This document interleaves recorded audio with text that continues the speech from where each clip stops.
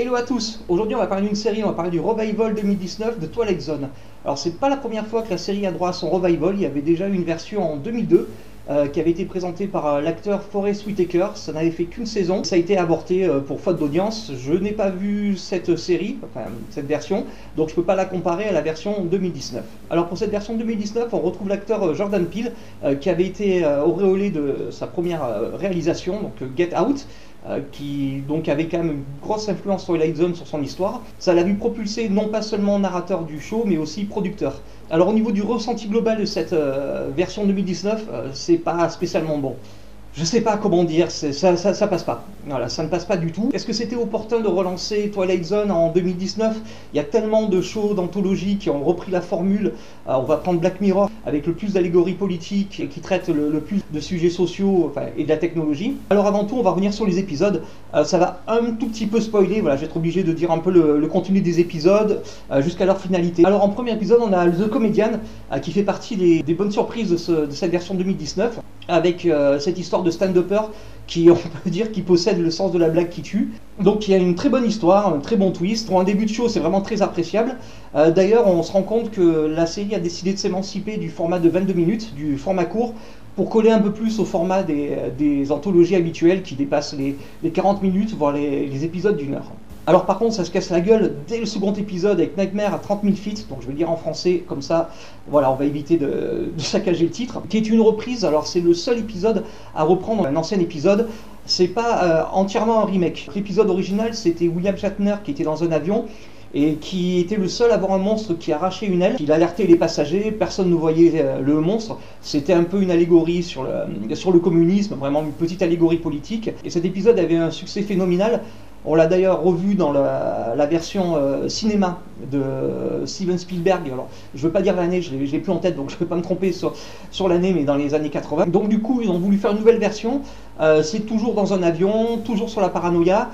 Ça prend une autre direction, mais c'est mauvais. C'est très mauvais. L'écriture, on se demande où ils veulent aller jusqu'au twist final qui est nul. Alors une petite chose à noter sur cette version 2019 par rapport à Jordan Peele en tant que narrateur, qu'on voit à la fin de cet épisode, c'est qu'il brise le quatrième mur. On le voit subrepticement faire un petit clin d'œil à la caméra, du genre, voilà, ce personnage avait eu ce qu'il méritait, quelque chose qu'on n'avait pas dans les anciens shows.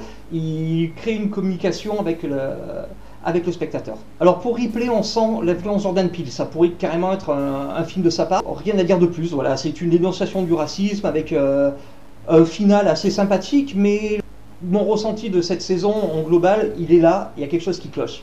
Alors ensuite, il y a A Traveler avec l'acteur Steven Yeun, c'est l'ex-star de The Walking Dead. C'est pourri, voilà, un épisode là aussi pourri, avec un personnage qui apparaît lors d'une soirée mouvementée, je crois que c'est une soirée de Noël, dans un commissariat. Il crée des dissensions jusqu'à un final tellement basique, bateau, c'est anecdotique, c'est... Je sais pas, les scénaristes, c'était, je sais pas, on peut dire aux abonnés absents, mais ça le fait pas du tout. Alors ensuite, on a The Wunderkind. Alors là, on a vraiment une allégorie politique qui est directement voilà, envers Donald Trump, avec un enfant qui devient président des États-Unis. Le concept est sympathique, voilà l'idée, mais après c'est pareil, voilà, c'est un enfant, c'est le concept pour être écrit par un enfant. Les péripéties, on les sent venir à 30 000 km, le final est bateau. Voilà, c'est un final que même je sais pas si la série originale l'aurait voulu. Après voilà, les fans d'allégorie politique et les détracteurs de Trump seront contents de voir un épisode comme ça, mais pour Twilight Zone c'est assez bateau et je reviens au terme enfantin. Alors avec Six Degrees of Freedom, là on tient un bon épisode. Alors là, vraiment le haut du panier de cette version 2019, avec des astronautes qui, on leur signifie au moment du décollage de leur vaisseau qu'il y a une guerre mondiale et que la Terre va être enfin, une guerre atomique. Et donc du coup, ils n'ont plus que deux options, soit mourir avec les leurs et mourir avec la Terre, soit partir dans l'espace et être les derniers survivants, et advienne que pourra pour eux. Donc je ne sais plus s'ils font un voyage jusqu'à une planète, donc pour coloniser une planète, je ne sais plus du tout, donc ça part en huis clos. Et après là, par contre, bonne surprise, le final digne d'un bon film de SF, ça m'a fait beaucoup penser à du DJ Abrams. Par contre, c'est un épisode où il faut être très attentif. Le final, si on n'a pas suivi certains détails, on peut être perdu. C'est un épisode qui heureusement arrive à remonter le niveau, qui pour l'instant était vraiment pas très haut. Alors, On Not All Men, là c'est une allégorie sur, on pourrait pas dire que les USA, mais le monde post-affaire Weinstein. Donc l'histoire d'un météorite qui s'écrase dans une ville, et ensuite les hommes deviennent agressifs envers les femmes.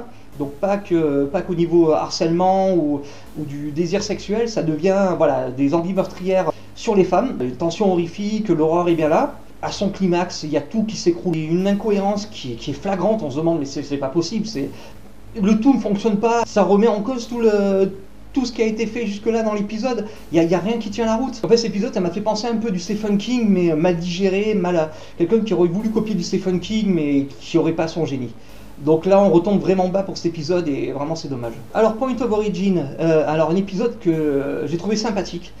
Donc là par contre donc, ce serait un peu dommage de dévoiler l'intrigue. Donc c'est encore une dénonciation, voilà, on va dire, des USA sur le racisme. Donc le concept est sympa, on peut dire que ça se rapproche de la série Fringe, voilà, sans trop dire de quoi il en retourne. Pour moi l'aura de J.J. Abrams était présente lors de cet épisode. Par contre, il finit sur une chose que je déteste, on va dire les scènes de trop. C'est-à-dire qu'à un moment, l'épisode s'arrête, on se dit, voilà, ça pourrait s'arrêter là, c'est cool, l'épisode était bien. Mais non, il y a une prolongation jusqu'à un final grotesque. On se dit, non, là aussi, c'est pas possible, ça tient pas. Ça s'écroule, ça aurait dû s'arrêter 5 minutes avant, il y avait un bon final, mais je sais pas pourquoi les scénaristes ont voulu continuer à développer cet épisode. Mais là aussi, c'est un raté, malgré une idée de départ quand même assez sympa. Alors pour l'avant-dernier épisode de Blue Scorpion, là par contre c'est... Ouah, allez, on touche le fond. Blue Scorpion c'est assez compliqué au départ, voilà, sans trop dévoiler, c'est une allégorie sur l'autodéfense. Et on se dit, est-ce que c'est une dénonciation? Est-ce que c'est pour l'autodéfense? On se demande là où les scénaristes ont voulu sérieusement en venir, jusqu'à la scène post-finale, qui est ridicule. Là aussi on se demande, merde, mais les gars, vous saccagez l'épisode et ça fonctionne pas du tout. Et là on arrive au dernier épisode avec The Blurry Man. Alors là c'est important de pas spoiler, c'est un épisode hommage assez méta. Les fans de Twilight Zone vont verser leurs petites larmes, donc il y a une connexion avec les épisodes précédents, donc c'est important de les avoir vus. Heureusement un épisode qui, on se dit, ah voilà, j'ai pas regardé tout ça pour rien. Ça propose un beau final, et on a l'impression que la série a envie de s'émanciper de son format original. Cet épisode était là pour clore une époque. Maintenant à savoir si pour la seconde saison, avec le retour de Jordan Peele, ça va suivre une autre direction, mais par contre on conseille à la production et à CBS qui produit la série, voilà, qui diffuse la série, de mettre un bon coup de pied au cul aux scénaristes. Voilà, ça mérite un plus gros travail pour la seconde saison. Donc au final, on se demande si c'était vraiment légitime de relancer Twilight Zone en 2019. Peut-être qu'il aurait été préférable de ne pas continuer Twilight Zone. La série est noyée dans un amas d'anthologies, donc que ce soit en série ou en format cinéma, maintenant qu'on retrouve en VOD, sur Netflix de partout. C'est une série parmi tant d'autres. Voilà, les messages politiques, il y en a dans toutes les séries, bon, donc on repense à Black Mirror. Maintenant, voir si la seconde saison va confirmer ou infirmer un nouveau départ, ou si la série va être noyée sous les autres et finir par être annulée. Alors pour la note de cette Twilight Zone 2019, je vais mettre, non pas 2,5, je vais mettre 2, parce qu'il n'y a même pas la moitié des épisodes qui sont bons, donc ça vaut même pas la moyenne. Je vais mettre vraiment 2 sur 5, ça mérite pas plus. Merci d'avoir suivi cette petite critique, n'hésitez pas à liker, abonner, commenter, à passer sur Antiverse pour voir toutes les infos sur la série, et on se retrouve bientôt pour de prochaines critiques et chroniques. Merci, tchuss!